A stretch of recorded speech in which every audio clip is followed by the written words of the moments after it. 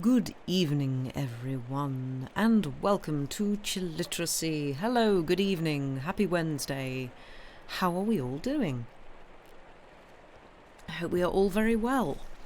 Hello, all you lovely, lovely people. Hello, Kat. Hello, Lady Mephistopheles. Thank you very much, Andy Pants, for the resubscription. Mercy buckets, very kind of you indeed. Chilling and literacy in this economy, I know. And yes, hello, welcome everybody. I hope we are all doing well. Oh, and Llama as well. Sorry, your name is a similar colour to mine. And Salad as well. Able to catch a Wednesday stream. Yeehaw. Marvellous. Apologies if I just... The mute button in theory should have worked. But yes, hello everybody. How are we doing? I hope we are having a decent week so far. I am having a week. It is being a week. Yeah. I shouldn't be allowed in any kind of area where there is sharp influence. You decided on puzzling away on Starry Night. Ooh, excellent choice. After an immensely irritating morning, your afternoon has got much better. Yes. Oh, yes. I'm going to embarrass you, Andy. I apologise. Happy birthday. I hope you are well. Hope you are having a better day. Good. Yeah, that is good that your day is going better.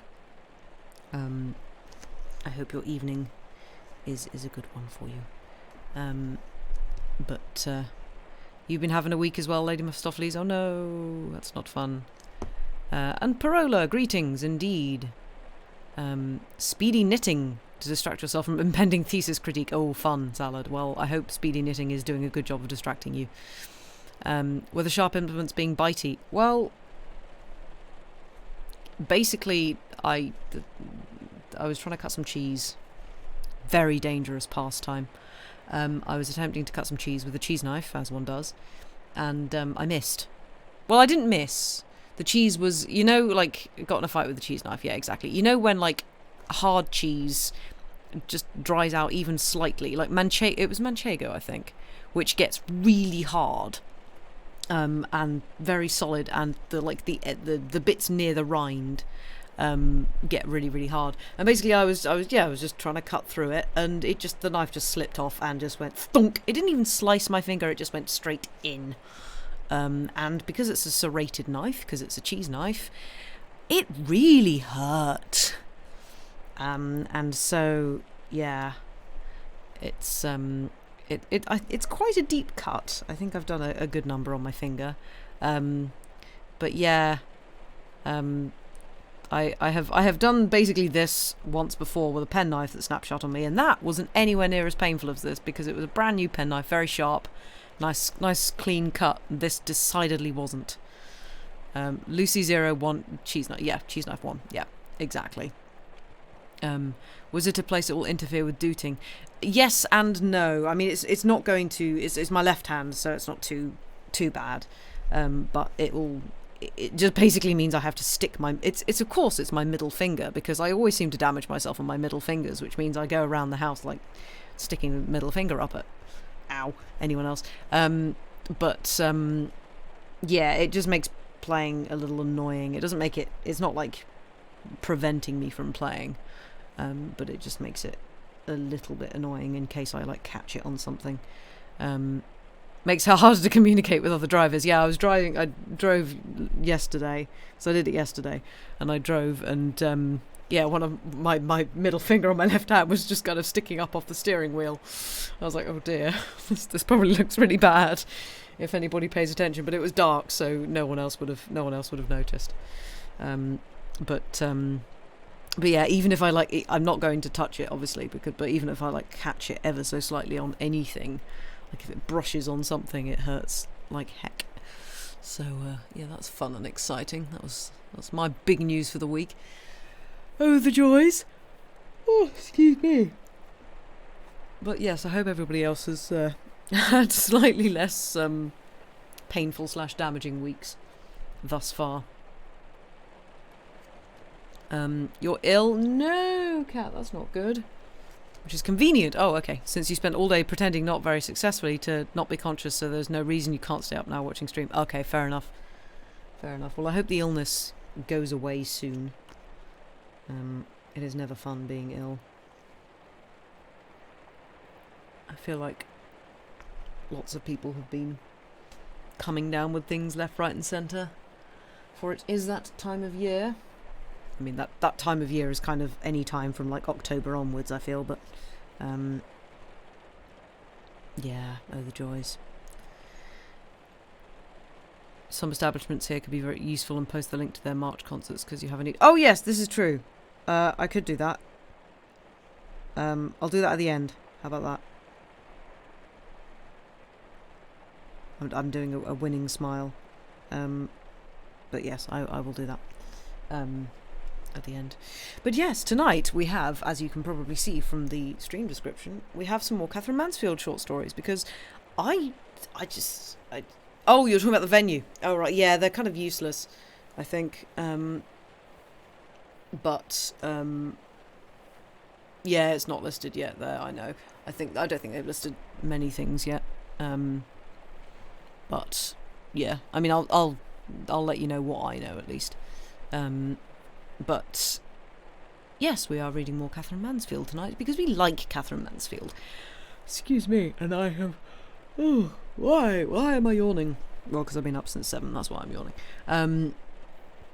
But yeah, we like Katherine Mansfield. She is cool, and as we established last time, a bit of a bicon, as they say. And Andy Pants with the pride stuff, yeah. She is decidedly gay. It's great. And has just a really lovely writing style. Really, really nice. Was it the week before? No, it was last week. It was last week. I started the Katherine Mansfield stories last week. But yeah, it's just all of... You saw all the chats about last week's stories, looking forward to it. Yeah. Yeah, it's just a really interesting author in terms of sort of how she writes, and she leaves a lot to be kind of inferred and and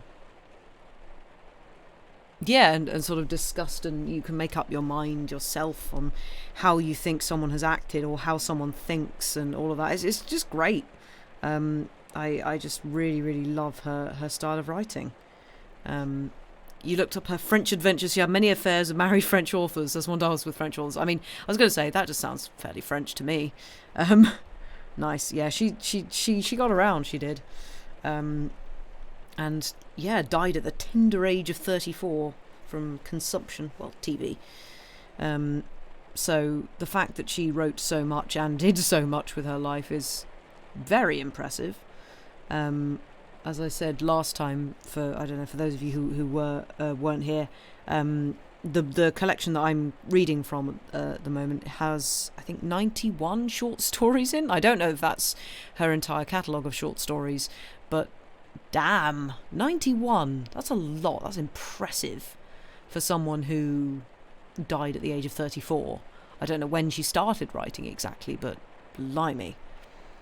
Conversation on Discord about those stories was pretty interesting to read too. So many perspectives. Yeah, that's the thing, is I really enjoyed that conversation, because again, it's like there's no right or wrong way of reading it. There's just what everybody... It was just me and Kat, wasn't it? Yeah. Oh, and Andy Pants as well. But yeah, it's just interesting how people who are sort of coming from, like, we're all sort of coming from the same, I guess, vaguely the same, like, opinions in terms of sort of all of our kind of... We're all fairly liberal people, and we're all sort of aligned on some of the basic values, I guess. But it's interesting how you can interpret characters who are deliberately written so that they can be interpreted in numerous ways. It's just really good writing. Cat ranting and Lucy and Andy be reasonable. I wouldn't say you were necessarily ranting. You were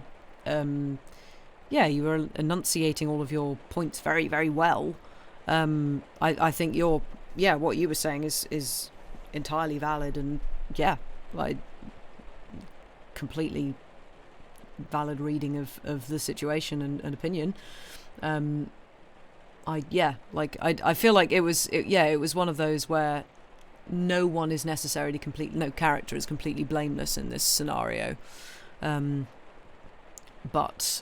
it sort of depends on, it kind of depends on whose perspective you want to kind of read it from, and who, and what gaps you kind of want to fill in.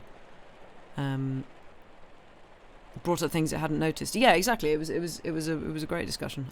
That's the thing I love with art in general, and people can have all sorts of different ideas and views and thoughts on something that you wouldn't necessarily personally have ever thought of. And so it's really, really good to have these discussions rather than the discourse that's so quick to happen, especially on the internet, just like, you're wrong, I'm right, you're wrong because of this, I'm right because of this. It's like, no, though.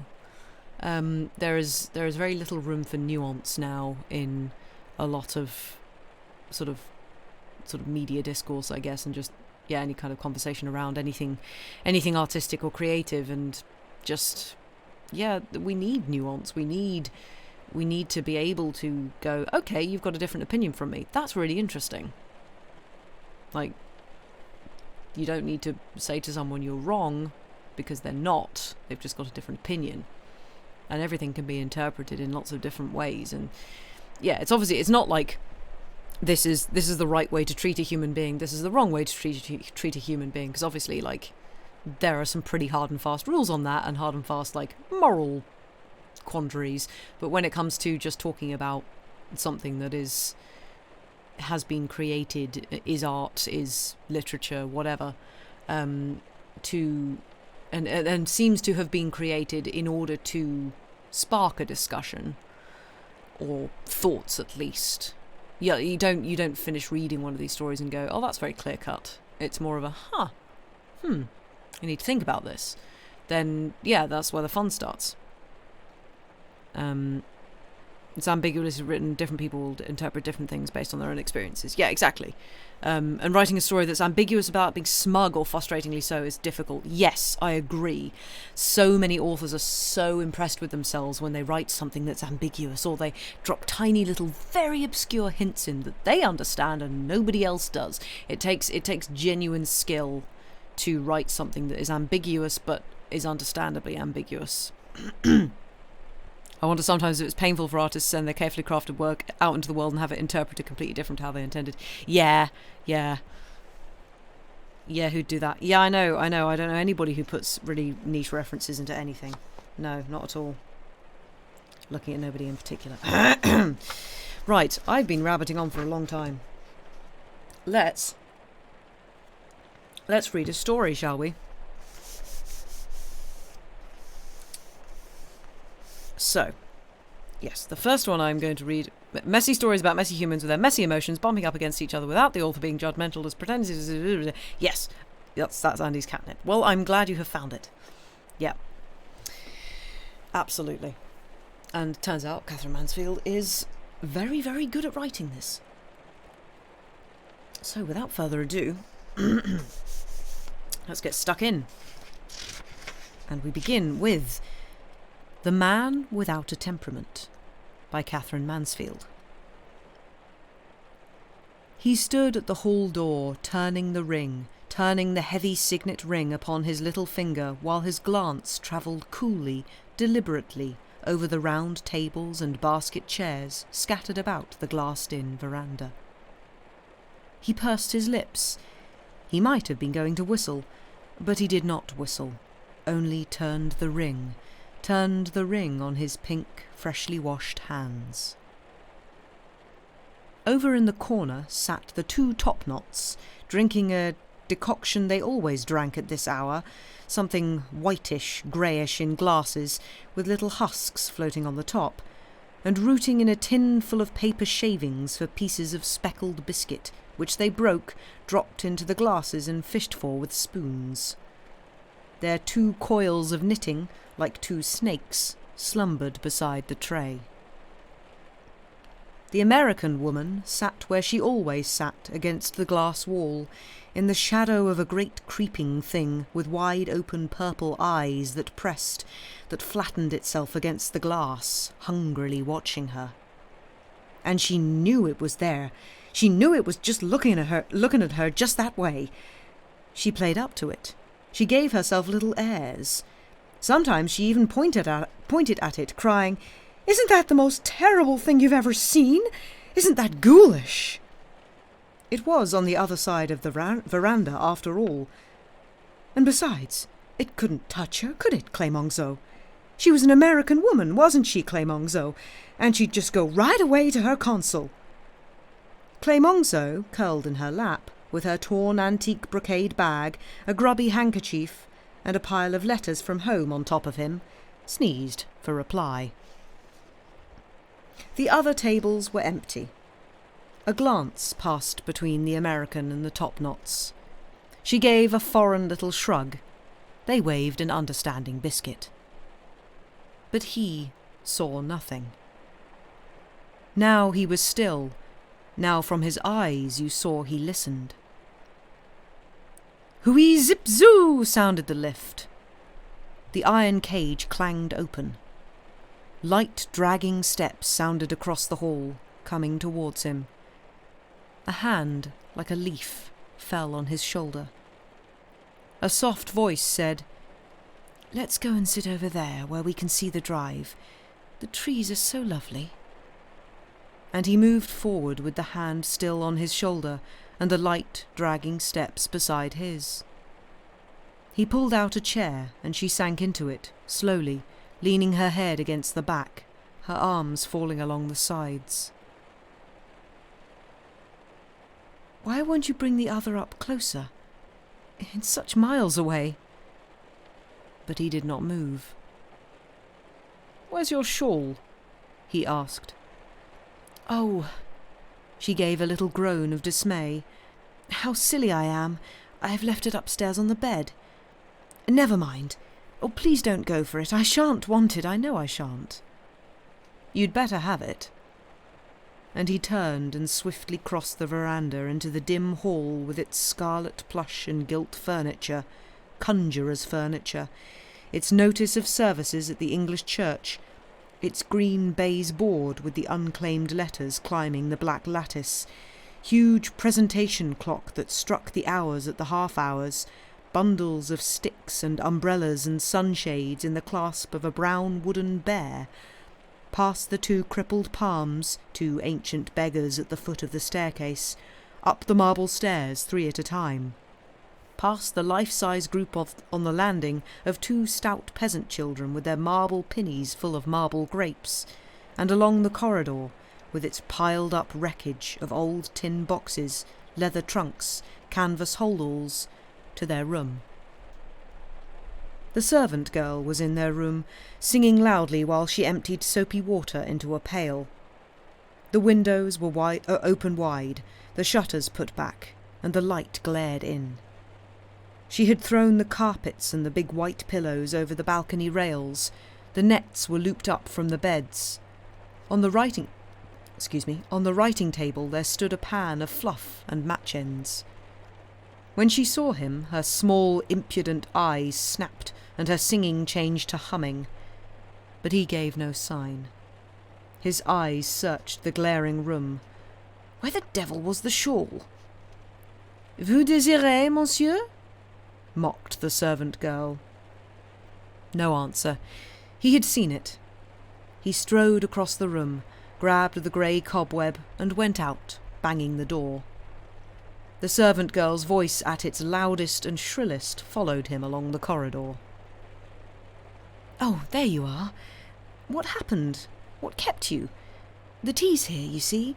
I've just sent Antonio off for the hot water. Isn't it extraordinary?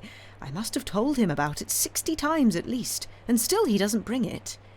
Thank you. That's very nice. One does just feel the air when one bends forward." "Thanks." He took his tea and sat down in the other chair. No, nothing to eat." "Oh, do. Just one. You had so little at lunch and it's hours before dinner." Her shawl dropped off as she bent forward to hand him the biscuits. He took one and put it in his saucer. "Oh, those trees along the drive," she cried. "I could look at them forever. They are like the most exquisite huge ferns. And you see that one with the grey-silver bark and the clusters of cream-coloured flowers? I pulled down ahead of them yesterday to smell, and the scent—" She shut her eyes at the memory, and her voice thinned away, faint, airy. "Was like freshly ground nutmegs." A little pause. She turned to him and smiled. "You do know what nutmegs smell like, do you, Robert?" And he smiled back at her. "Now how am I going to prove to you that I do?" Back came Antonio with not only the hot water, with letters on a salver and 3 rolls of paper. "Oh, the post! Oh, how lovely! Oh, Robert, they mustn't all be for you. Have they just come, Antonio?" Her thin hands flew up and hovered over the letters that Antonio offered her, bending forward. "Just this moment, signora," grinned Antonio. "I took them from the postman myself. I made the postman give them for me." "Noble Antonio," laughed she. "There, those are mine, Robert. The rest are yours." Antonio wheeled sharply, stiffened. The grin went out of his face. His striped linen jacket and his flat, gleaming fringe made him look like a wooden doll. Mr. Salesby put the letters into his pocket. The papers lay on the table. He turned the signet ring on his little finger, and stared in front of him, blinking, vacant. But she, with her teacup in one hand, the sheets of thin paper in the other, her head tilted back, her lips open, a brush of bright colour on her cheekbones, sipped, drank. "From Lottie," came her soft murmur. "Poor dear. Such trouble.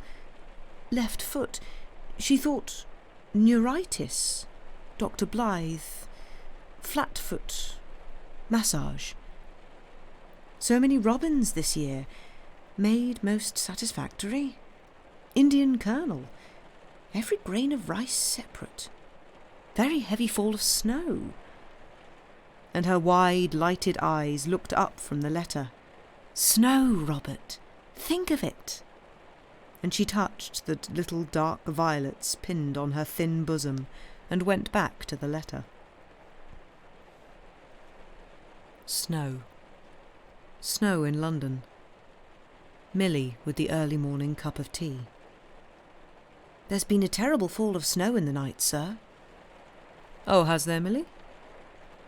The curtains ring apart, letting in the pale, reluctant light. He raises himself in the bed. He catches a glimpse of the solid houses opposite, framed in white, of their window boxes full of great sprays of white coral. In the bathroom, overlooking the back garden, snow, heavy snow over everything. The lawn is covered with a wavy pattern of cat's paws. There is a thick icing on the garden table. The withered pods of the laburnum tree are white tassels. Only here and there in the ivy is a dark leaf showing. Warming his back at the dining room fire, the paper drying over a chair. Milly with the bacon. "Oh, if you please, sir, there's 2 little boys there's 2 little boys come as will do the steps in front for a shilling. Shall I let them?"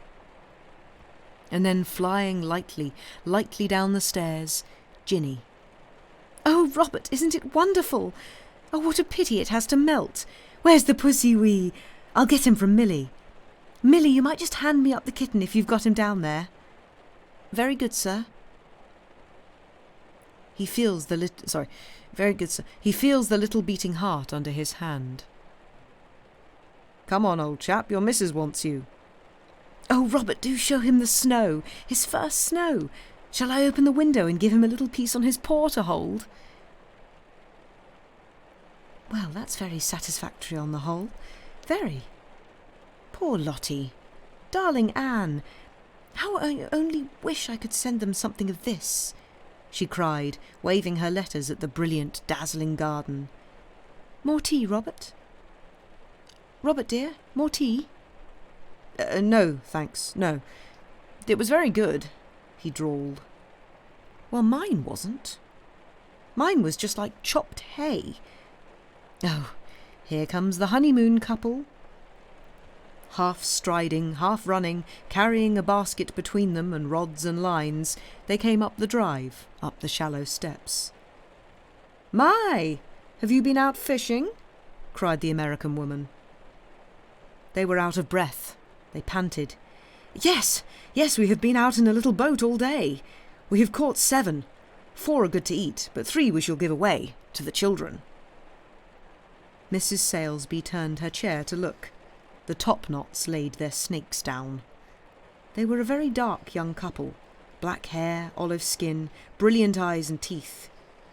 He was dressed English fashion in a flannel jacket, white trousers and shoes.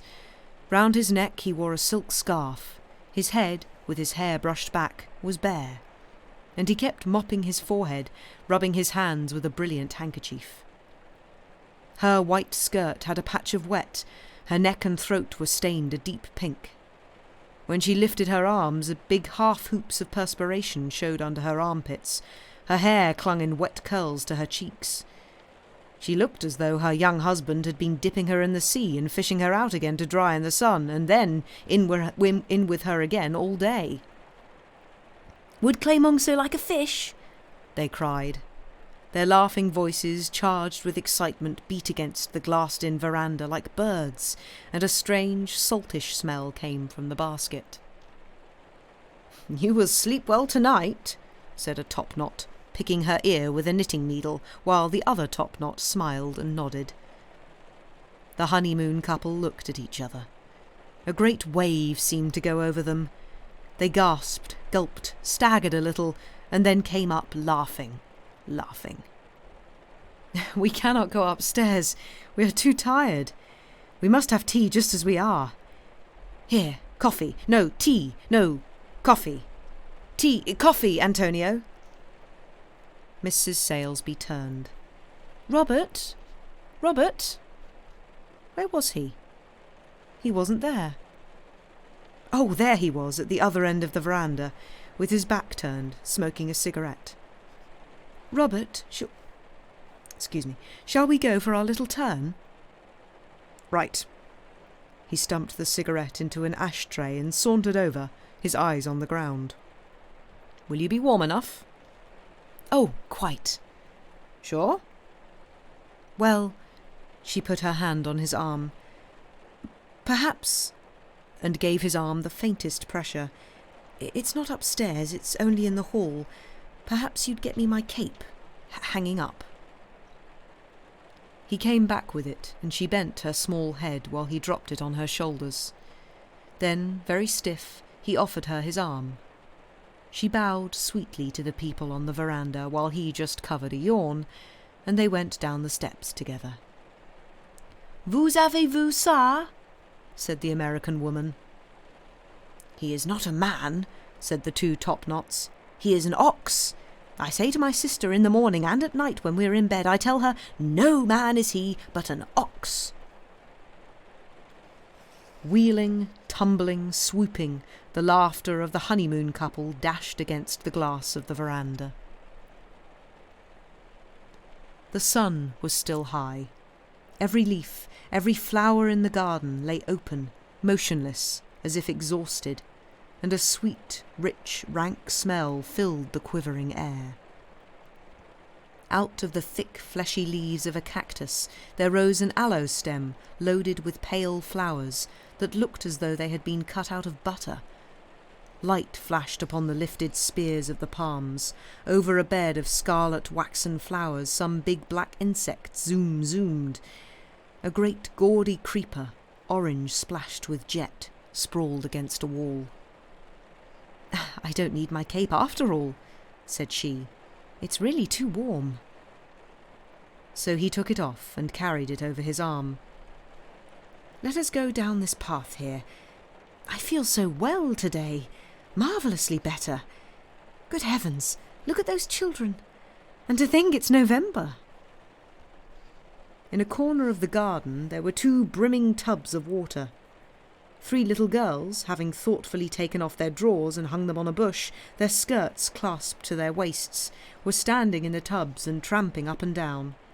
They screamed, their hair fell over their faces, they splashed one another. But suddenly, the smallest, who had a tub to herself, glanced up and saw who was looking. For a moment she seemed overcome with terror. Then clumsily she struggled and strained out of her tub, and still holding her clothes above her waist, "The Englishman! The Englishman!" she shrieked and fled away to hide. Shrieking and screaming, the other 2 followed her. In a moment they were gone. In a moment there was nothing but the 2 brimming tubs and their little drawers on the bush. "How very extraordinary," said she.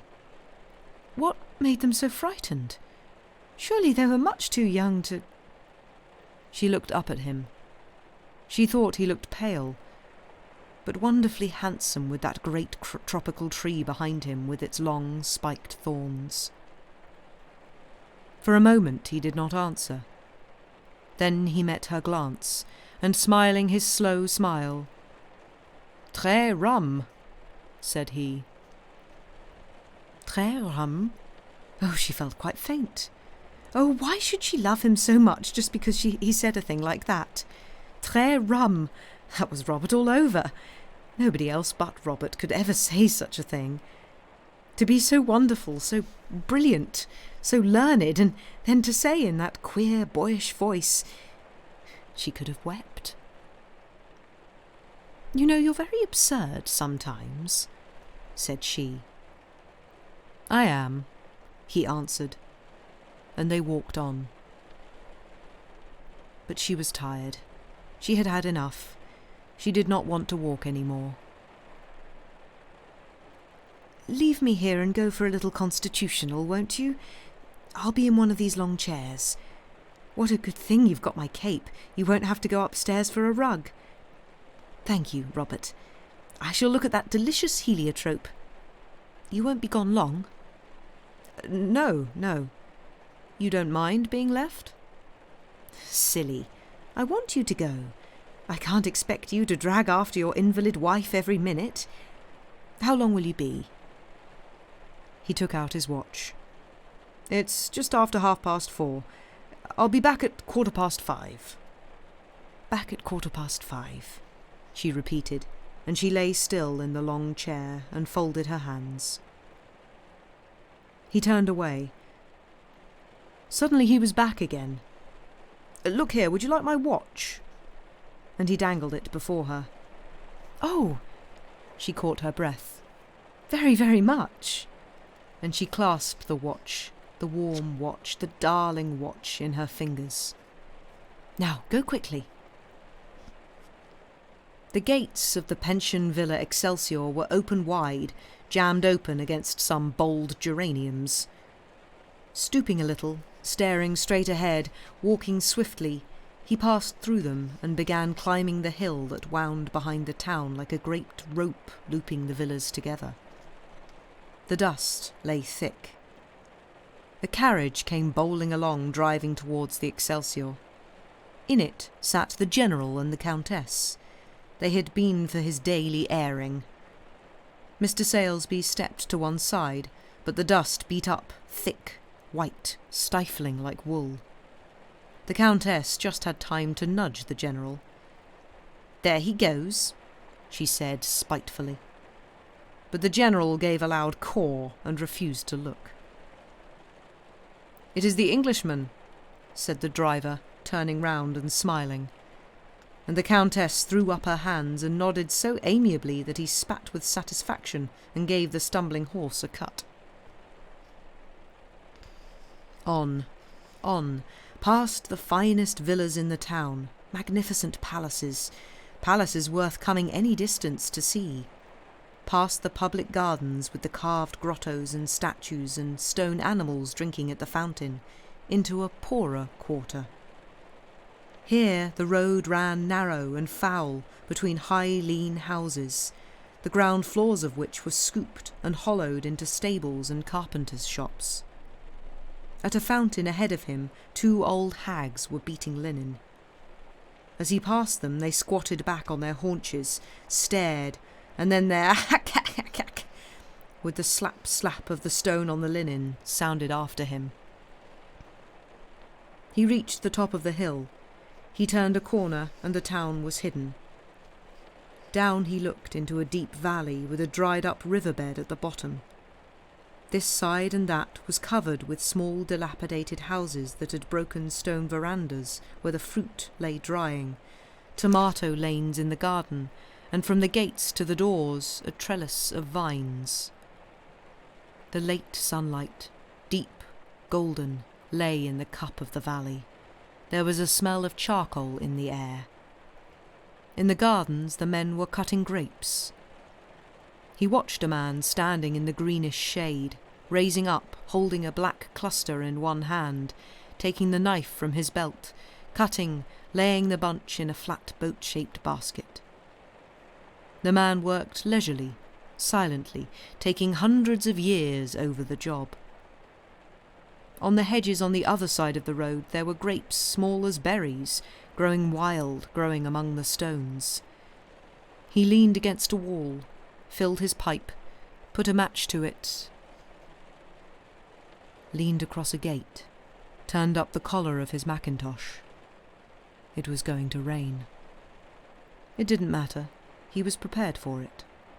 You didn't expect anything else in November.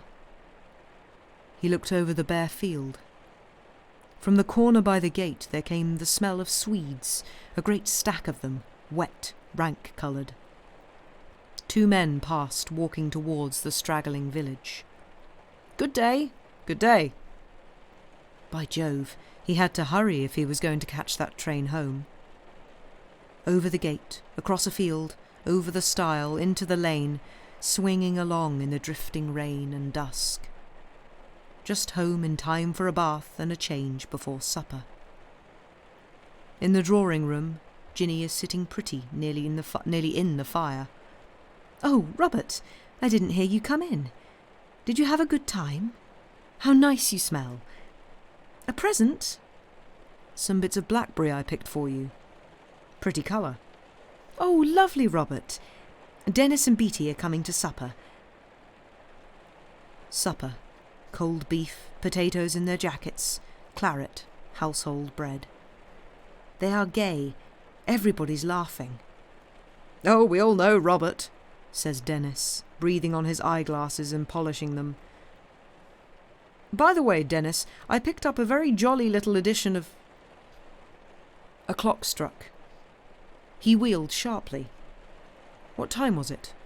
5? 1:15? Back the way he came.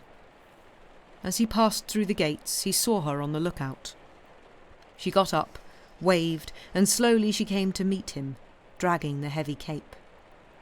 In her hand she carried a spray of heliotrope. "You're late," she cried gaily. "You're 3 minutes late. Here's your watch. It's been very good while you were away. Did you have a nice time? Was it lovely? Tell me, where did you go?" "I say, put this on," he said, taking the cape from her. Yes, I will. Yes, it's getting chilly. Shall we go up to our room?" When they reached the lift, she was coughing. He frowned. "It's nothing. I haven't been out too late. Don't be cross." She sat down on one of the red plush chairs while he rang, and then, getting no answer, kept his finger on the bell. "Oh, Robert, do you think you ought to do that? Do you think you ought to?" "Ought to what?" The door of the salon opened. "What is that? Who is making that noise?" sounded from within. Clemenceau began to yelp. "Caw, caw, caw," came from the general. A topknot darted out with one hand to her ear, opened the staff door. "Mr. Queet! Mr. Queet!" she bawled. That brought the manager up at a run. "Is that you ringing the bell, Mr. Salesby? Do you want the lift?" "Very good, sir. I'll take you up myself. Antonio wouldn't have been a minute, he was just taking off his apron. And having ushered them in, the oily manager went to the door of the salon. Very sorry you should have been troubled, ladies and gentlemen. Salesby stood in the cage, sucking in his cheeks, staring at the ceiling and turning the signet ring on his little finger. Arrived in their room, he went swiftly over to the washstand, shook the bottle, poured her out a dose and brought it across. Sit down, drink it, and don't talk. And he stood over her while she obeyed. Then he took the glass, rinsed it, and put it back in its case. Would you like a cushion? No, I'm quite all right. Come over here. Sit down by me just a minute, will you, Robert? That's very nice. She turned and thrust the piece of heliotrope in the lapel of his coat. That, she said, is most becoming. And then she leaned her head against his shoulder, and he put his arm round her. Robert. Her voice like a sigh, like a breath. Yes. They sat there for a long while. The sky flamed, paled. The two white beds were like two ships.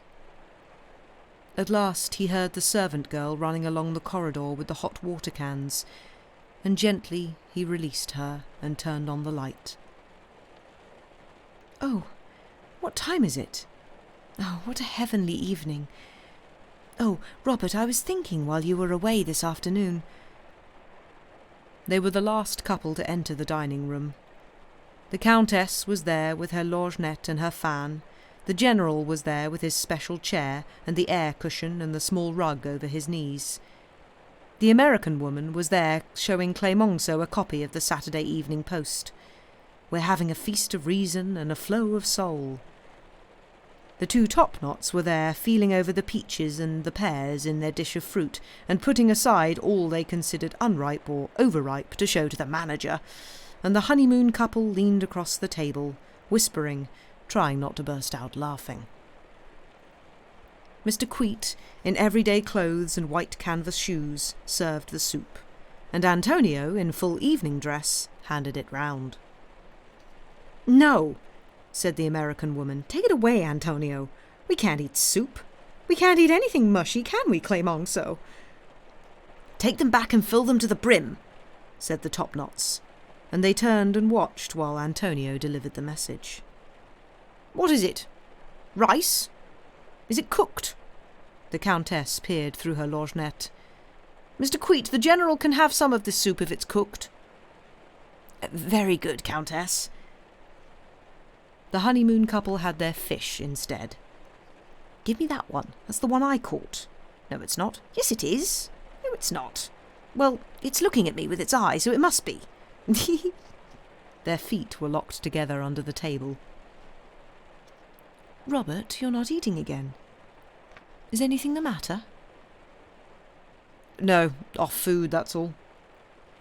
Oh, what a bother. There are eggs and spinach coming. You don't like spinach, do you? I must tell them in future.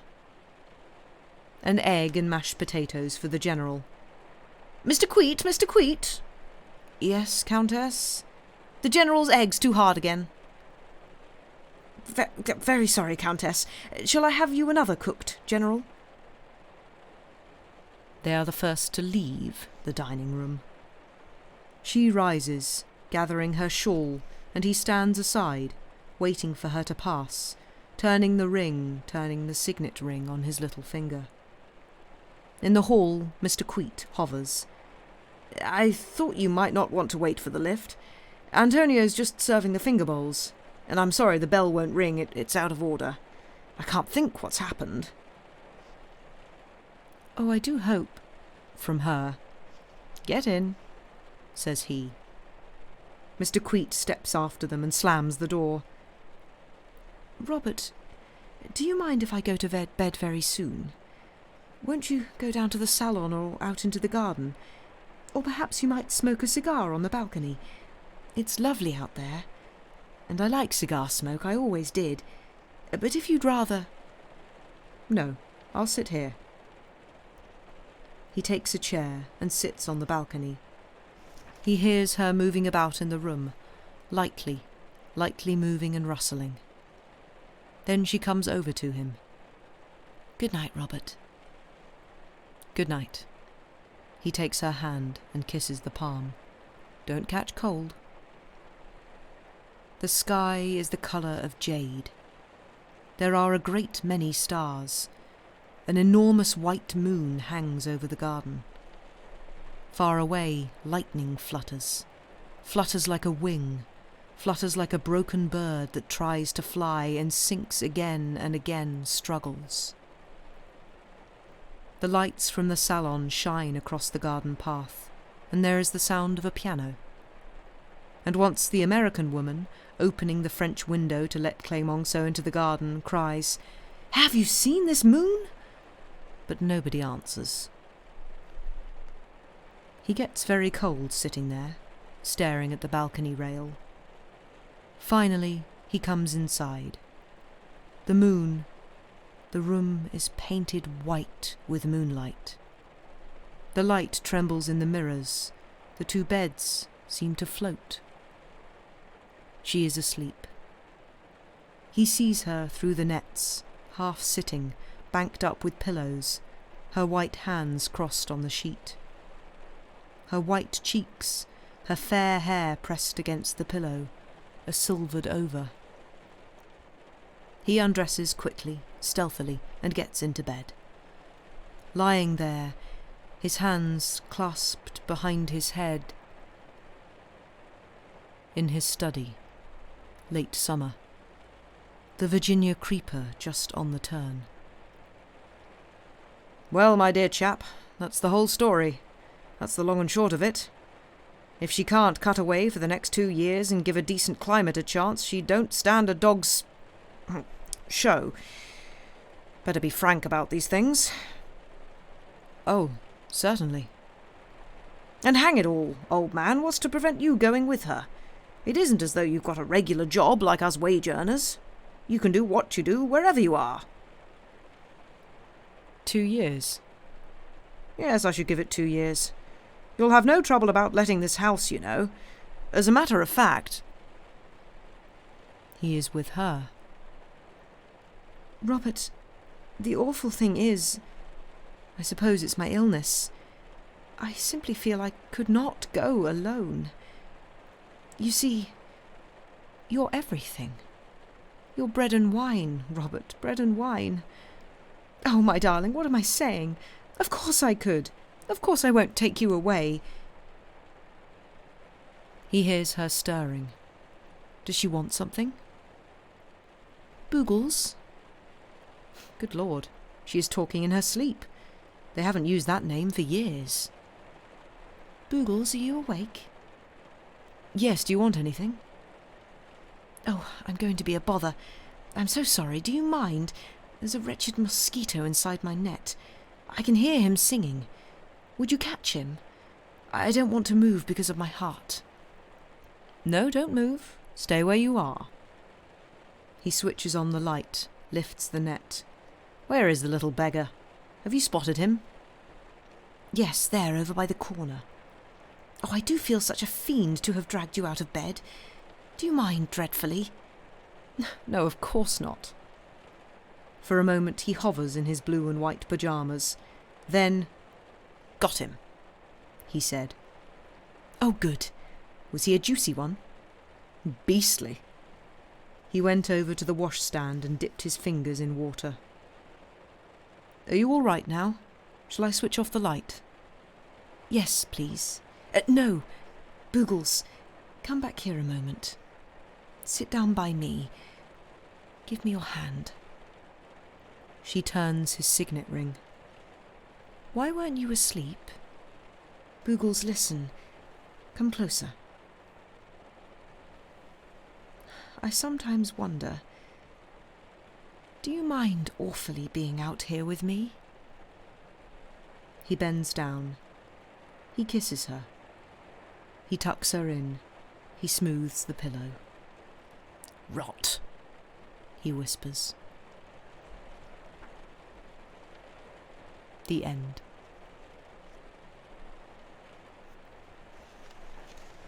I really like that one. It's just really sweet.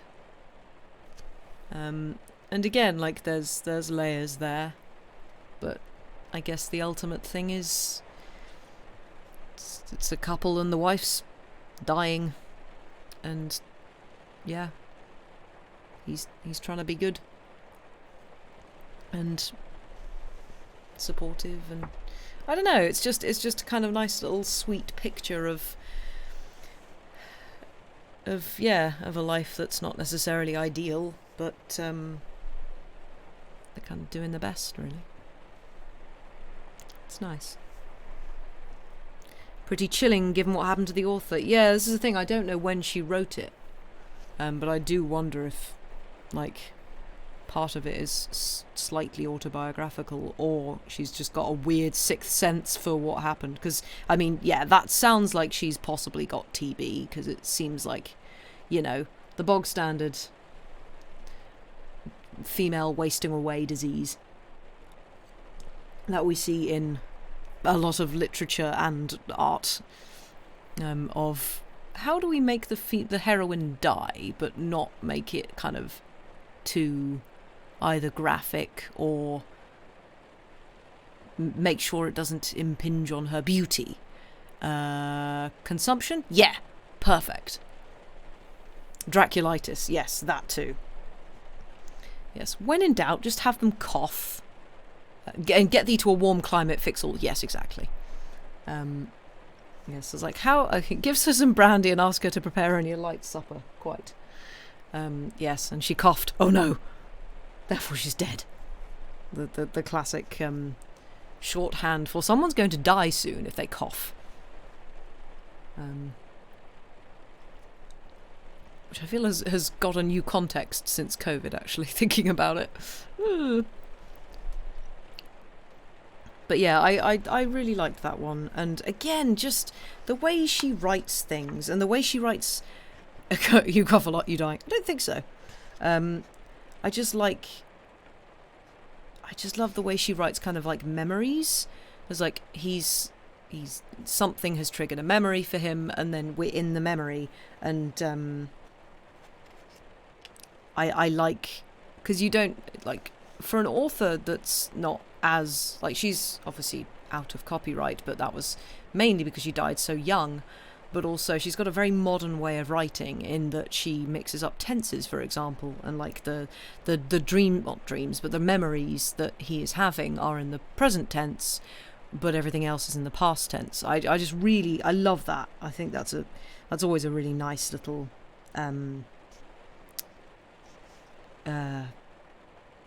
what's the word? Device. There we go. A nice little device to use. But I just really love her descriptions. They're really, really lovely. Really beautiful. The sky is the colour of jade. There are a great many stars. An enormous white moon hangs over the garden far away. Lightning flutters like a wing, flutters like a broken bird that tries to fly and sinks again and again struggles. Like, that is a really gorgeous bit of writing. Really lovely. Really, really nice.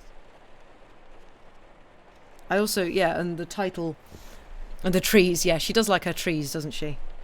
It feels like she likes plants a lot, which is really lovely, actually. It's always nice to have a writer who is, like, actually naming plants properly and, like, sort of, I don't know, understanding. It's very visual, which you love. Yeah, I adore it. You like her? Yay! Me too. You need to be described as one and feebly grab onto men's arms to qualify. Yes, quite. We did have a bit of that. Bit of grabbing onto his arm. But yeah. I like the fact that the title is The Man Without a Temperament. I was like, no, he does. He's just trying to keep it all in. So, yeah. I really like that. Very sweet little story. But yes. I hope you all enjoyed that. Oh, hi, Joe. Sounds like you missed a good one. So, cool thing about this particular author, that you may appreciate is she I think she was born in New Zealand. Yes, she's a New Zealander. She is pretty cool. Katherine Mansfield. Would strongly recommend. I feel like yeah, very, very good vibes. We like Katherine Mansfield. But annoyingly, Joe, apologies, we're just going to go to a break. But it's lovely to see you here. You did like the people just kind of pointed at him and went the Englishman for a little bit. That does sound like France. I don't know, France or Italy possibly. I'm not entirely sure. Because the one of the servants was called Antonio, and the Italian accent was written in. It was like, I am going to make the thing, like there was an A after everything. So, oh, it might be in the curriculum. Oh, that's cool. Good. That is really good, because from what I have heard / read about her, A, very, very gay, which is always good to have authors that are representative of LGBTQ people, and B, apparently was really good for like she was very forward thinking and like trying to get like Maori people sort of involved in things and being just decent to Indigenous New Zealanders. Appropriate reaction to a sudden Englishman appearance. Ugh! Yes, agreed. But yes, we shall head to a break, and then we shall be back with more Katherine Mansfield, with a story that is decidedly sort of not a man without a temperament. She had a relation with a Maori woman who worked for Maori rights. That was it, yes. You were kind of amused by there being a Robert and Antonio. Oh yeah, good point. Hoping for a Jonathan, Andrew and Richard too, perhaps even a David. God, really weird with full names like that. Anyway, right, I'm going to go to a break, go do break-related things, and yeah, we shall see you back in about 5 minutes. Bye for now.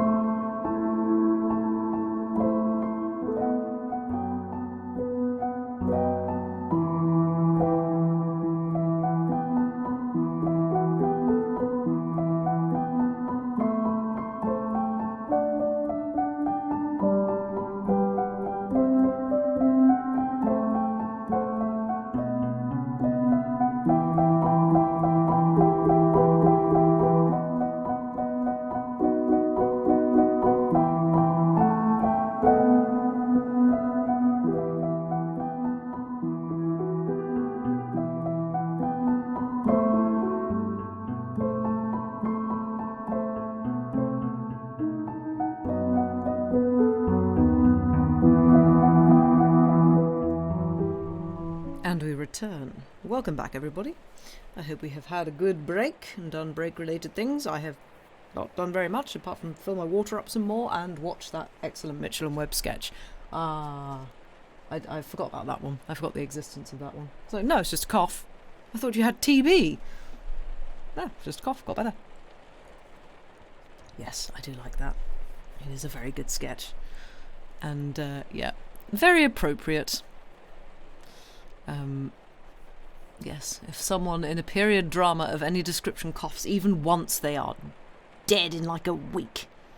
That's how it works. But yes, good night, Salad. I hope you sleep well, and thank you very much for being here. But yeah, how are we all doing? Are we all still doing well? I hope so. I'm trying desperately not to, like, turn pages with my left hand. And I'm succeeding thus far. It's going well. 30 minutes till you can take the next paracetamol. Woohoo! Counting down the minutes. Excellent. I am very glad. Oh yes, Joe, you have I know you've injured yourself. Well, the injury is now out of the cast. I managed to stab myself with a cheese knife the other day, so I think it's catching. I think we're passing injuries on. But yes, you are doodling. Your graphic tablet is rebelling against you, so it's getting harder. Oh no! Oh no! Ouch! That is, yeah, a very good summation of my reaction. Yeah. It hurt. It's quite deep. Serrated knives. Ow. So yes. It's my middle finger as well, so I can just sort of go around holding it up, looking like I'm swearing at everybody, which isn't quite the intention, but you know. You're retraining painting. Yay! I hope that doesn't take too long to get back to, you know, no hand shakes and things. I hope that, yeah, I hope the muscles remember how to do things quickly for you. I imagine they hopefully will. Oh no, serrated. Is the tendon okay? I think so. I can move it fine. So, I think I'm alright. It was on the side, so I don't imagine I've caught anything particularly important. But, yeah. We'll see. It's fine. The classic of my family sort of going, "Ooh, are you okay? Ah, you'll be fine. Just make sure to wash and disinfect thoroughly. Fear not, I am doing that, and regularly. Yeah, I am. This is not my first rodeo with finger cuts. Bad finger cuts, but yes, I am doing so. And making sure it gets a little bit of air. It gets a little bit of air every day. Taking it out for a walk. But got multiple medical professionals in chat. This is true. Yes.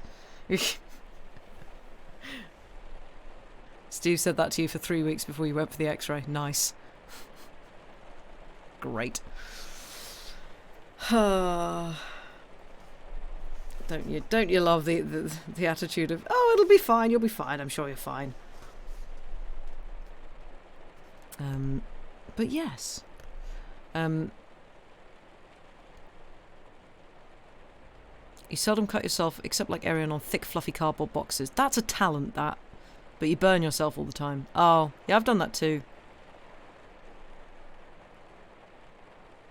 Yeah, I am kind of realising that the joke in my family is my brother is the one who is careless, and he doesn't tend to get bad, like, injuries and things.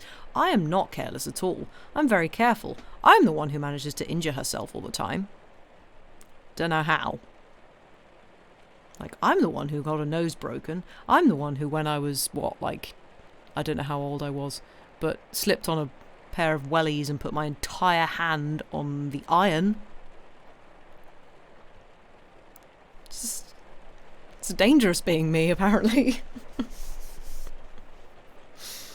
Oh, dear.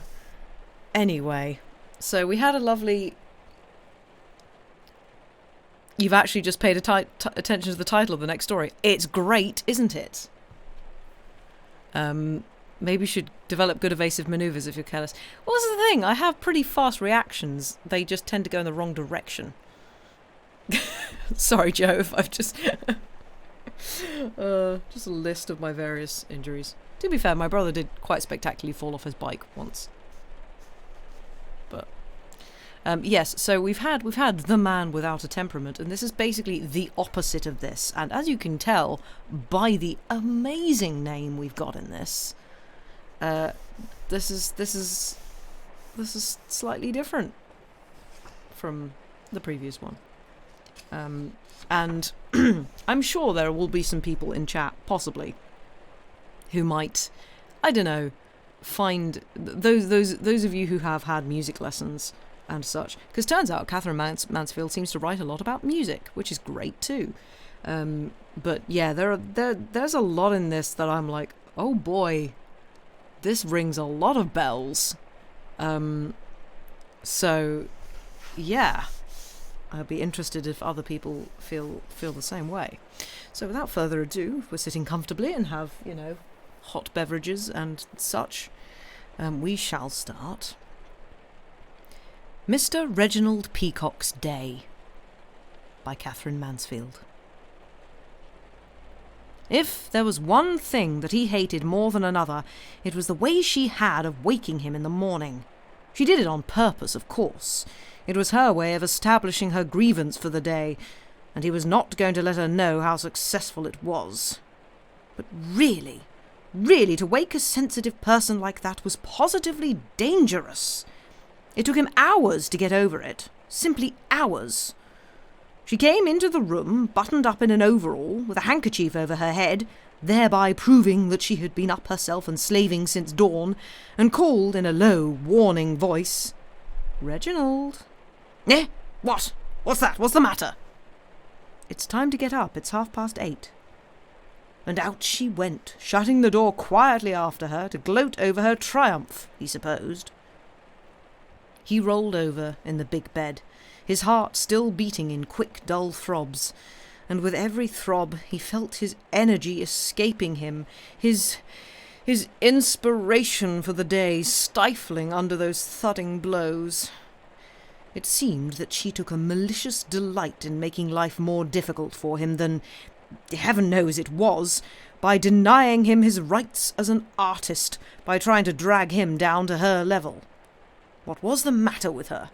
What the hell did she want? Hadn't he 3 times as many pupils now as when they were first married, earned 3 times as much, paid for every stick and stone they possessed, and now had begun to shell out for Adrian's kindergarten? And had he ever reproached her for not having a penny to her name? Never a word, never a sign. The truth is that once you married a woman, she became insatiable, and the truth was that nothing was more fatal for an artist than marriage, at any rate until he was well over 40. Why had he married her? He asked himself this question on average about 3 times a day, but he never could answer it satisfactorily. She had caught him at a weak moment, when the first plunge into reality had bewildered and overwhelmed him for a time. Looking back, he saw a pathetic, youthful creature, half child, half wild, untamed bird, totally incompetent to cope with bills and creditors and all the sordid details of existence. Well, she had done her best to clip his wings, if that was any satisfaction for her, and she could congratulate herself on the success of this early morning trick. One ought to wake exquisitely, reluctantly, he thought, slipping down in the warm bed. He began to imagine a series of enchanting scenes which ended with his latest, most charming pupil putting her bare, scented arms round his neck and covering him with her long, perfumed hair. "Awake, my love." As was his daily habit, while the bath-water ran, Reginald Peacock tried his voice. "When her mother tends her before the laughing mirror, looping up her laces, tying up her hair," he sang, softly at first, listening to the quality, nursing his voice until he came to the third line. Often she thinks, were this wild thing wedded, and upon the word wedded, he burst into such a shout of triumph that the tooth glass on the bathroom shelf trembled, and even the bath tap seemed to gush stormy applause. Well, there was nothing wrong with his voice, he thought, leaping into the bath and soaping his soft pink body all over with a loofah shaped like a fish. He could fill Covent Garden with it. Wedded! He shouted again, seizing the towel with a magnificent operatic gesture, and went on singing while he rubbed as though he had been Lohengrin tipped out by an unwary swan and drying himself in the greatest haste before that tiresome Elsa came along. Back in his bedroom, he pulled the blind up with a jerk, and standing upon the pale square of sunlight that lay upon the carpet like a sheet of cream blotting paper, he began to do his exercises. Deep breathing, bending forward and back, squatting like a frog and shooting out his legs, for if there was one thing he had a horror of, it was of getting fat, and men in his profession had a dreadful tendency that way. However, there was no sign of it at present. He was, he decided, just right, just in good proportion. In fact, he could not help a thrill of satisfaction when he saw himself in the glass, dressed in a morning coat, dark grey trousers, grey socks, and a black tie with a silver thread in it.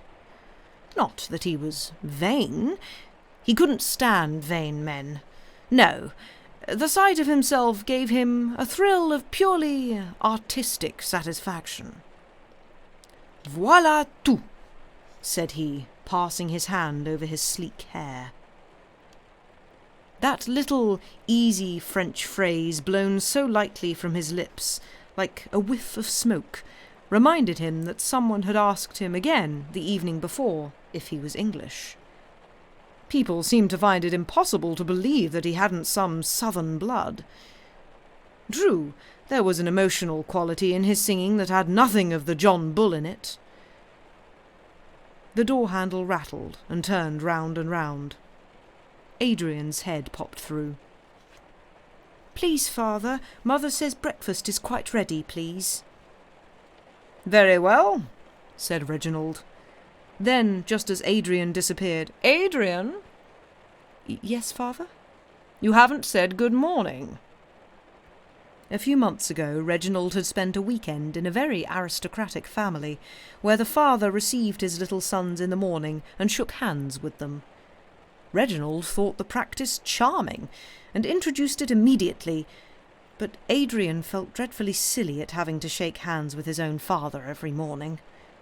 And why did his father always sort of sing to him instead of talk? In excellent temper, Reginald walked into the dining room and sat down before a pile of letters, a copy of the Times, and a little covered dish. He glanced at the letters and then at his breakfast. There were 2 thin slices of bacon and 1 egg. "Don't you want any bacon?" he asked. "No, I prefer a cold-baked apple. I don't feel the need of bacon every morning." Now, did she mean that there was no need for him to have bacon every morning either, and that she grudged having to cook it for him? "If you don't want to cook the breakfast," said he, "why don't you keep a servant? You know we can afford one, and you know how I loathe to see my wife doing the work. Simply because all the women we have had in the past have been failures and utterly upset my regime and made it almost impossible for me to have any pupils here, you've given up trying to find a decent woman. It's not impossible to train a servant, is it? I mean, it doesn't require genius." "But I prefer to do the work myself. It makes life so much more peaceful. Run along, Adrian, darling, and get ready for school." "Oh, no, that's not it." Reginald pretended to smile. "You do the work yourself because, from some extraordinary reason, you love to humiliate me. Objectively, you may not know that, but subjectively it's the case." This last remark so delighted him that he cut open an envelope as gracefully as if he had been on the stage. Dear Mr. Peacock, I feel I cannot go to sleep until I have thanked you again for the wonderful joy your singing gave me this evening. Quite unforgettable. You make me wonder, as I have not wondered since I was a girl, if this is all. I mean, if this ordinary world is all. If there is not, perhaps, for those of us who understand, divine beauty and richness awaiting us, if we only have the courage to see it and to make it ours. The house is so quiet. I wish you were here now that I might thank you in person. You are doing a great thing. You are teaching the world to escape from life. Yours most sincerely, Aeone Fell. P.S. I am in every afternoon this week. The letter was scrawled in violet ink on thick handmade paper. Vanity, that bright bird, lifted its wings again, lifted them until he felt his breast, would break. "Well, don't let us quarrel," said he, and actually flung out a hand to his wife. But she was not great enough to respond. "I must hurry and take Adrian to school," said she. "Your room is quite ready for you." "Very well, very well. Let there be open war between them. But he was hanged if he'd be the first to make it up again." He walked up and down his room, and was not calm again until he heard the outer door close upon Adrian and his wife. Of course, if this went on, he would have to make some other arrangement. That was obvious. Tied and bound like this, how could he help the world to escape from life? He opened the piano and looked up his pupils for the morning. Miss Betty Brittle, the Countess Wilkolska, and Miss Marion Morrow. They were charming, all three. Punctually at 10:30 the doorbell rang. He went to the door. Miss Betty Brittle was there, dressed in white, with her music in a blue silk case. "I'm afraid I'm early," she said, blushing and shy, and she opened her big blue eyes very wide. "Am I?" "Not at all, dear lady. I am only too charmed," said Reginald. "Won't you come in?" "It's such a heavenly morning," said Miss Brittle. "I walked across the park. The flowers were too marvellous." "Well, think about them while you sing your exercises," said Reginald, sitting down at the piano. "It will give your voice colour and warmth." Oh, what an enchanting idea! What a genius Mr. Peacock was! She parted her pretty lips and began to sing like a pansy. very good indeed," said Reginald, playing chords that would waft a hardened criminal to heaven. "Make the notes round. Don't be afraid. Linger over them. Breathe them like a perfume." How pretty she looked, standing there in her white frock, her little blonde head tilted, showing her milky throat. "Do you ever practice before a glass?" asked Reginald. "You ought to, you know. It makes the lips more flexible. Come over here." They went over to the mirror and stood side by side. "Now sing, Mui kui ui ah." But she broke down and blushed more brightly than ever. "Oh," she cried, "I can't. It makes me feel so silly. It makes me want to laugh. I do look so absurd." "No, you don't. Don't be afraid," said Reginald, but laughed too, very kindly. "Now, try again." The lessons simply flew, and Betty Brittle quite got over her shyness. "When can I come again?" she asked, tying the music up again in this blue silk case. "I want to take as many lessons as I can just now. Oh, Mr. Peacock, I do enjoy them so much. May I come the day after tomorrow?" "Dear lady, I shall only be too charmed," said Reginald, bowing her out. Glorious girl! And when they had stood in front of the mirror, Her white sleeve had just touched his black one. He could feel, yes, he could actually feel a warm glowing spot, and he stroked it. She loved her lessons. His wife came in. "Reginald, could you let me have some money? I must pay the dairy. And will you be in for dinner tonight?" "Yes, you know I'm singing at Lord Timbuck's at 9:30. Can you make me some clear soup with an egg in it?" "Yes. And the money, Reginald, it's 8 and 6pence. "Surely that's very heavy, isn't it?" "No, it's just what it ought to be. And Adrian must have milk." There she was, off again. Now she was standing up for Adrian against him. "I have not the slightest desire to deny my child a proper amount of milk," said he. "Here's 10 shillings. The doorbell rang. He went to the door. "Oh," said the Countess Wilkolska, "the stairs. I have not a breath." And she put her hand over her heart as she followed him into the music room. She was all in black, with a little black hat with a floating veil, violets in her bosom. "Do not make me sing exercises today," she cried, throwing out her hands in her delightful foreign way. "No, today I want only to sing songs. And may I take off my violets? They fade so soon." "They fade so soon, they fade so soon," played Reginald on the piano. "May I put them here?" asked the Countess, dropping them in a little vase that stood in front of one of Reginald's photographs. "Dear lady, I should only be too charmed." She began to sing, and all was well until she came to the phrase, "You love me, yes, I know you love me." Down dropped his hands from the keyboard. He wheeled round, facing her. "No, no, that's not good enough. You can do better than that," cried Reginald ardently. "You must sing as if you were in love. Listen, let me try and show you." And he sang. "Oh, yes, I see what you mean," stammered the little Countess. "May I try it again?" "Certainly, do not be afraid.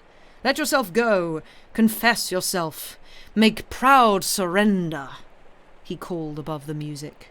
And she sang. "Yes, better that time. But I still feel you are capable of more. Try it with me. There must be a kind of exultant defiance as well. Don't you feel?" And they sang together. Ah, now she was sure she understood. "May I try once again?" "You love me. Yes, I know you love me." The lesson was over before that phrase was quite perfect. The little foreign hands trembled as they put the music together. "And you are forgetting your violets," said Reginald softly. "Yes, I think I will forget them," said the Countess, biting her underlip. "What fascinating ways these foreign women have."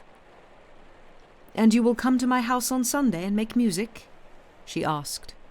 "Dear lady, I shall only be too charmed," said Reginald. "Weep ye no more, sad fountains, why need ye flow so fast?" sang Miss Marion Morrow, but her eyes filled with tears and her chin trembled. "Don't sing just now," said Reginald. "Let me play it for you." He played so softly. "Is there anything the matter?" asked Reginald. "You're not quite happy this morning." No, she wasn't. She was awfully miserable. "You don't care to tell me what it is?" It really was nothing particular. She had those moods sometimes when life seemed almost unbearable. "Ah, I know," he said. "If I could only help." "But you do, you do. Oh, if it were not for my lessons, I don't feel I could go on." "Sit down in the armchair and smell the violets and let me sing to you.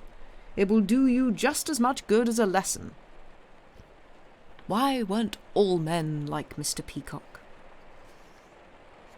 "I wrote a poem after the concert last night, just about what I felt. Of course it wasn't personal. May I send it to you?" Dear lady, I should only be too charmed.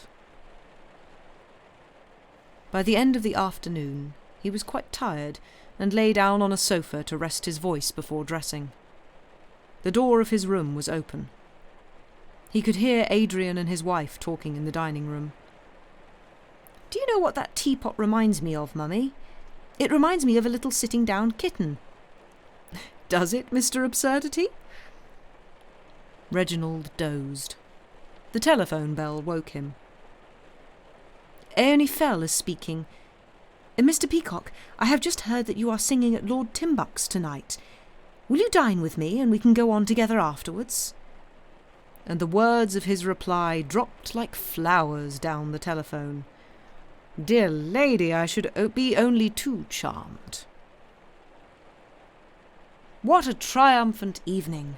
The little dinner tete-a-tete with Aeone Fell, the drive to Lord Timbuck's in her white motor car, when she thanked him again for the unforgettable joy. Triumph upon triumph! And Lord Timbuck's champagne simply flowed. "Have some more champagne, Peacock," said Lord Timbuck. Peacock, you notice. Not Mr. Peacock, but Peacock, as if he were one of them. And wasn't he? He was an artist.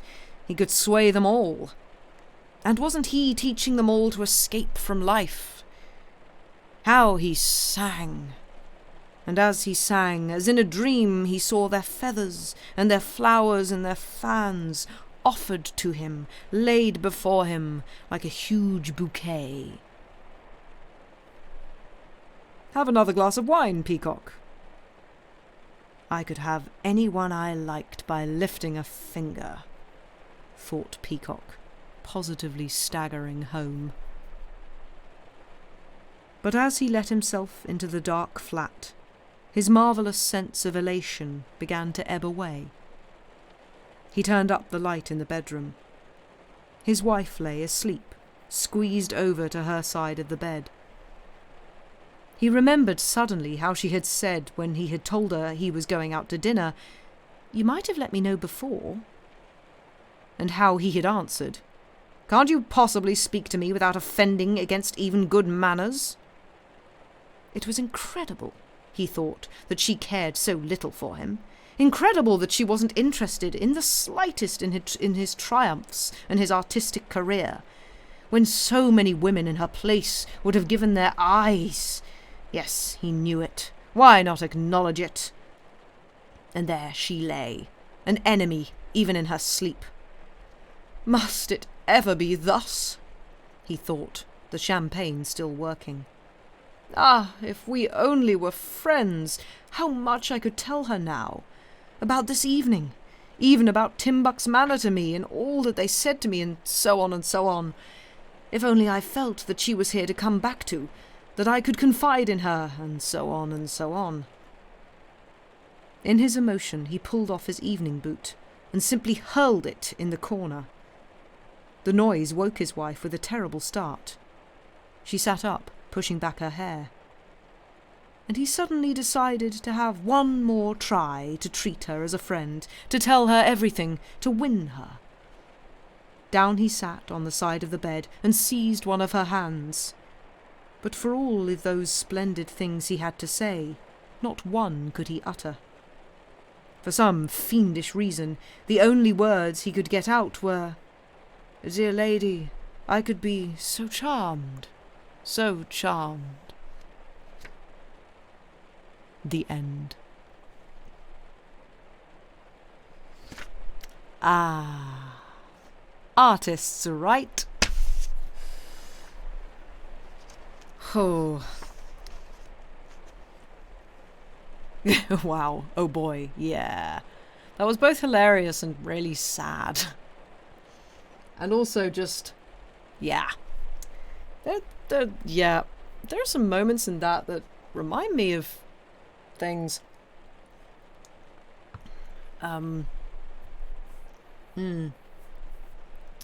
Yeah. Surprised he didn't say artiste. He probably thought it. That's probably how he meant to pronounce artist. But yeah. Yeah, she paints a very, very good picture of how, like, one-on-one music lessons can be, especially singing. And I feel like it must be from experience. Be very surprised if not. You feel so bad for the wife and son? I know, right? Awful yet so familiar, yeah. Yeah. It's like he's made up his mind that she is trying to thwart him, and actually, no, she's not. She's just trying to run a household here. Like, sure, if he brings in money, that's great and everything, but if he has a problem with, like, every, like, cook or whatever that they bring in, and she's just trying to, like, put food on the table and, you know, take care of his son, then, yeah, he's just a bit of an arse, really.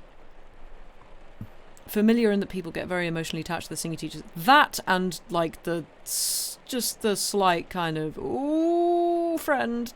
I mean, he's not friend, but, you know, like, there's a bit of possible line crossing or thinking about line crossing going on there that's like, ooh, boy. That is rife in the music industry. It was hilarious to hear his thoughts about himself. Vain? Never, I know. He's not vain. Not vain at all. Everything is purely artistic. He's just appreciating his artistic nature. Wife, perfectly normal remark. Peacock, then let it be war. Yes, exactly. Yeah. And, like, yeah, like, they'd sorted out that he was going to have dinner at home. She'd said, he said he basically ordered his dinner. And she was like, okay. And then he was like, no, actually, I'll be eating out instead. And I was like, well, he could have told me before. I was like, yes, he could have done. He absolutely could have done. That is a perfectly fair remark. She is being taken for granted. Also, maybe don't wake your sleeping wife up by throwing a boot across the room. That's going to terrify the living daylights out of her. Yeah. Musicians aren't all like this, for the record. Even singers. They're not all this bad. But, yeah. Quite entertaining, that one. But, yes. Not all musicians, quite. Just been listening to Woman's Hour about misogyny in the music industry, particularly classical. It was interesting. Oh, cool. Oh, I'll have to listen to that then. Because there's been a whole, just to dive off the topic, there's been a report thing, whatever, in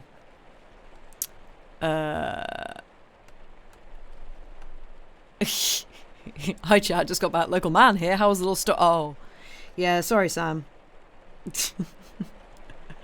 Katherine Mansfield is very good for, like, a chat that in general largely is not made up of men. Like, yeah, woo. Yeah, there was like a report or something that was put into heard in Parliament or something the other day, or I'm not entirely sure where, but it was a big report on, like, women's experiences in the music industry, not just classical, just the music industry in general, and it's just depressing reading. It really is. It's just like, oh, nothing's really improved. So, yeah, it's great. It's great and fun. Does that make us Sam our token majority? Or token minority?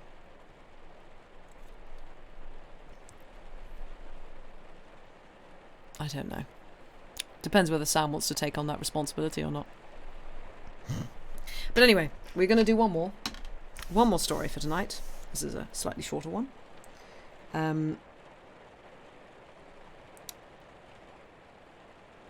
Science not a great deal better, yeah, true. Oh, you got to go out now. Have a good rest of your day, Joe. Thank you very much for being here. Lovely to see you as ever. And yes, I hope the motor functions continue to improve with, you know, painting and various other arm/hand relating things. But yes, thank you for being. Well, yes, but he's not a member of minority group. This is true. But yes, we shall do the last one for tonight, which I believe Sam has a link for. My glamorous assistant. There we go. Yes. If we're all sitting comfortably, we shall finish off tonight's stories with The Wind Blows by Katherine Mansfield. Suddenly, dreadfully, she wakes up. What has happened? Something dreadful has happened. No, nothing has happened. It is only the wind shaking the house, rattling the windows, banging a piece of iron on the roof and making her bed tremble. Leaves flutter past the window, up and away. Down in the avenue, a whole newspaper wags in the air like a lost kite and falls, spiked on a pine tree. It is cold. Summer is over. It is autumn. Everything is ugly. The carts rattle by, swinging from side to side. Two men lollop along under their wooden yokes with the straining vegetable baskets. Their pigtails and blue blouses fly out in the wind. A white dog on 3 legs yelps past the gate. It is all over. What is? Oh, everything. And she begins to plait her hair with shaking fingers, not daring to look in the glass. Mother is talking to grandmother in the hall. A perfect idiot. Imagine leaving anything out on the line in weather like this. Now my best little Tenerife work tea cloth is simply in ribbons. What is that extraordinary smell? Oh, it's the porridge burning. Oh, heavens, this wind! She has a music lesson at 10 o'clock. At the thought, the minor movement of the Beethoven begins to play in her head, the trills long and terrible like little rolling drums. Marie Swainson runs into the garden next door to pick the chrysanths before they are ruined. Her skirt flies up above her waist. She tries to beat it down, to tuck it between her legs while she stoops, but it is no use. Up it flies. All the trees and bushes beat about her. She picks as quickly as she can, but she is quite distracted. She doesn't mind what she does. She pulls the plants up by the roots and bends and twists them, stamping her foot and swearing. "For heaven's sake, keep the front door shut! Go round the back!" shouts someone, and then she hears Bogey. "Mother, you're wanted on the telephone. Telephone, Mother, it's the butcher." How hideous life is. Revolting, simply revolting. And now her hat elastic's snapped. Of course it would. She'll wear her old tam and slip out the back way. But Mother has seen. Matilda, come back immediately! What on earth have you got on your head? It looks like a tea cosy. And why have you got that mane of hair on your forehead? I can't come back, Mother. I'll be late for my lesson. Come back immediately. She won't. She hates Mother. Go to hell, she shouts, running down the road. In waves, in clouds, in big round whirls, the dust comes stinging, and with it little bits of straw and chaff and manure. There is a loud roaring sound from the trees in the gardens, and standing at the bottom of the road outside Mr. Bullen's gate, she can hear the sea sob. Ah, ah, ah. But Mr. Bullen's drawing room is as quiet as a cave. The windows are closed, the blinds half pulled, and she is not late. The girl before her has just started playing MacDowell's To an Iceberg. Mr. Bullen looks over at her and half smiles. "Sit down," he says. "Sit over there in the sofa corner, little lady."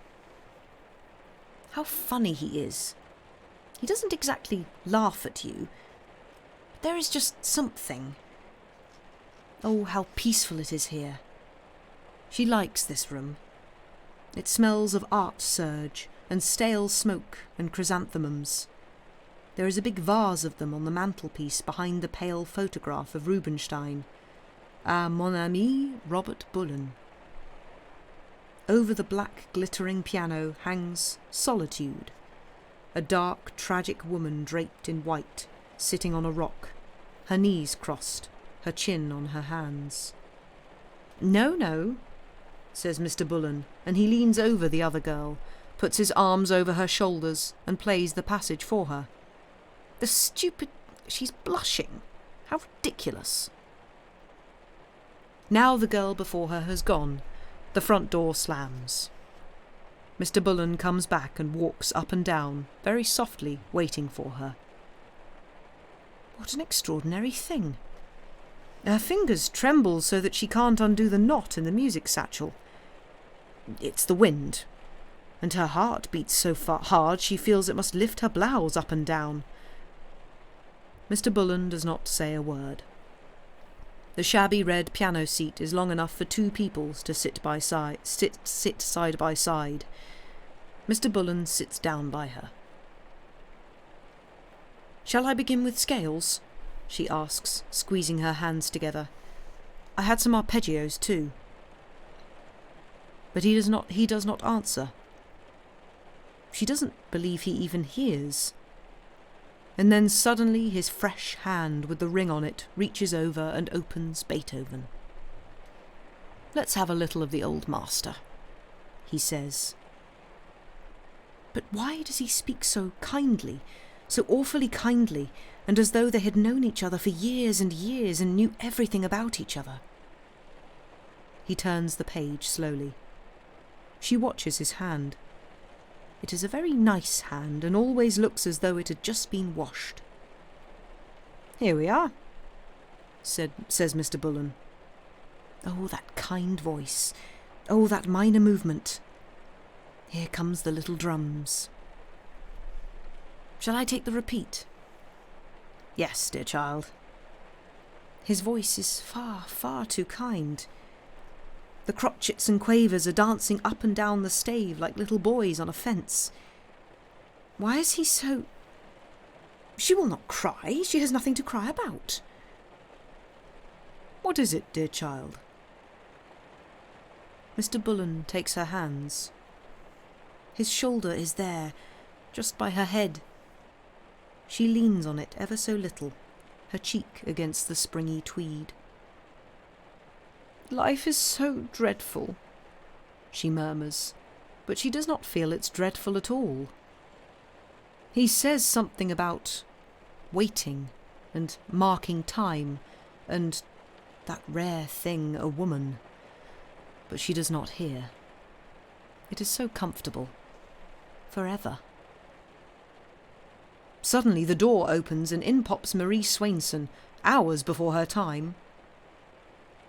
"Take the allegretto a little faster," says Mr. Bullen, and gets up and begins to walk up and down again. "Sit in the sofa corner, little lady," he says to Marie. The wind. The wind.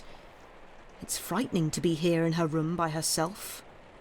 The bed, the mirror, the white jug and the basin gleam like the sky outside. It's the bed that is frightening. There it lies, sound asleep. Does Mother imagine for one moment that she is going to darn all those stockings knotted up on the quilt like a coil of snakes? She's not. No, Mother, I do not see why I should. The wind, the wind. There's a funny smell of soot blowing down the chimney. Hasn't anyone written poems to the wind? I bring fresh flowers to the leaves and showers. What nonsense. Is that you, Bogey? Come for a walk round the esplanade, Matilda. I can't stand this any longer. Righto, I'll put on my ulster. Isn't it an awful day? Bogey's ulster is just like hers. Hooking the collar, she looks at herself in the glass. Her face is white. They have the same excited eyes and hot lips. Ah, they know those two in the glass. Goodbye, dears. We shall be back soon. This is better, isn't it? Hook on, says Bogey. They cannot walk fast enough.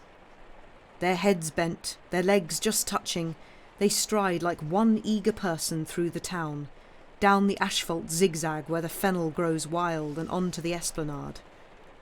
It is dusky, just getting dusky. The wind is so strong that they have to fight their way through it, rocking like two old drunkards. All the poor little pahutakawas on the esplanade are bent to the ground. Come on, let's get near. Over by the breakwater the sea is very high. They pull off their hats and her hair blows across her mouth, tasting of salt. The sea is so high that the waves do not break at all. They thump against the rough stone wall and suck up the weedy, dripping steps. A fine spray skims from the water right across the esplanade. They are covered with drops. The inside of her mouth tastes wet and cold. Bogey's voice is breaking. When he speaks, he rushes up and down the scale. It's funny. It makes you laugh. And yet it just suits the day. The wind carries their voices. Away fly the sentences like little narrow ribbons. Quicker, quicker! It is getting very dark. In a harbour the coal hulks show two lights, one high on a mast and one from the stern. Look, Bogey, look over there! A big black steamer with a long loop of smoke streaming with the portholes lighted, with lights everywhere, is putting out to sea. The wind does not stop her. She cuts through the waves, making for the open gate between the pointed rocks that leads to... It's the light that makes her look so awfully beautiful and mysterious. They are on board, leaning over the rail, arm in arm. Who are they? Brother and sister. Look, Bogey, there's the town.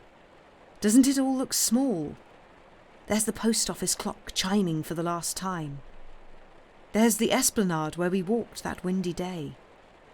Do you remember? I cried at my music lesson that day. How many years ago? Goodbye, little island. Goodbye. Now the dark stretches a wing over the tumbling water. They can't see those two anymore. Goodbye. Goodbye. Don't forget. But the ship is gone now. The wind. The wind.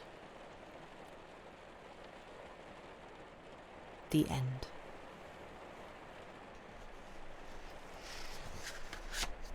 That's a nice one too. She gets sort of childhood and teenagehood very well too, I feel. GG. She obviously had a thing for music teachers. Don't know, I'm getting that impression. Or maybe she was just kind of interested in that kind of dynamic as a writing, as a bit of writing inspiration. It's nice to have. For me, at least, it's really interesting for me to read someone who explores that particularly, but lots of other aspects of her writing are, I think, familiar for a lot of us here. Especially women. I think it's just really lovely to have that kind of I get this, which I imagine is another reason for her being great. Obviously, like for the first one we read, like just for gay, well, not just gay representation, but just general LGBTQ representation. It's like, oh yeah, we get that. Just seeing everybody in chat going, yay! I know it's something that is obviously talked about and needs to constantly be talked about within the arts in general, but it makes such a difference for people to consume art with a capital A that they can relate to, and go, yeah, I'm really glad someone else is writing this, or painting something, or singing something, or whatever. representation is so very important. And even even the small things that aren't anything to do with necessarily representation, but just like the familiar aspects, normalize a wider spectrum of perspectives, exactly. But yeah, like the little very specific niche dynamic of a music lesson, as Andy Pants says here, it definitely gets the dynamic of one-on-one lessons. Even if there aren't awkward romantic undertones, it can still be weirdly intense. Yeah, for both in a kind of like, maybe like in this instance, I guess sort of a not necessarily a positive way, but like there's no negativity there. They can be obviously intense in a very bad way, in a like abusive, bullying, whatever way. And it's just, but it's just interesting to have someone who is exploring that in not in that way, like taking that dynamic and just sort of just writing about it, and writing how it can, when like, especially if lessons are an escape for people, it can be this sort of strange kind of, I guess, kind of parasocial relationship for a lot of people, especially like young kids. It's just very interesting. But yeah, I also just like the fact, I also like how the whole pathetic fallacy thing of mood reflecting weather reflecting mood kind of thing. But it does work. Like, that's often, if it's a particularly crappy day, you're going to feel a bit crappier. And I just like how that just ties into everything. She's just got such a great connection to just emotional states of people and the world and nature. Just, I could go on about her for ages. I really am enjoying reading her stuff. I just think it's great. Turns out, female authors, pretty fantastic. Apart from a few. Naming no names, but we all know. But yeah, really, really enjoying her stuff. Does that mean we're going to get more of her stuff? I mean, I have 91 stories in this book. We're absolutely getting more of her stuff. Pretty pleased with the cherry on top. Oh yeah, you're not going to stop me. I really enjoy this. This is really, really nicely written. And yeah, she's a legend. Love her. So absolutely going to read more of her stuff. Yes. But yeah, I think that does it for tonight. Thank you all very much for being here. Let us see if there's anyone to raid. Oh, we have a Stephen. So what I might do is send you all over to our good friend Stephen, who is throwing Kerbals into space again. Very careless of him. So yeah, those of you who want to stick around for that, do so, and give Stephen our love. But yeah, thank you all very much for being here. I hope you've enjoyed tonight's stream. I certainly have. I, as I say, really, really love Katherine Mansfield stuff. And yeah, go have yourselves a good rest of your day, night, whatever, and week. And hopefully we shall see you again on Saturday with probably some more House on the Borderland. And yeah, thank you all very much for being here. Go take care of yourselves, and we shall see you again soon. Goodbye.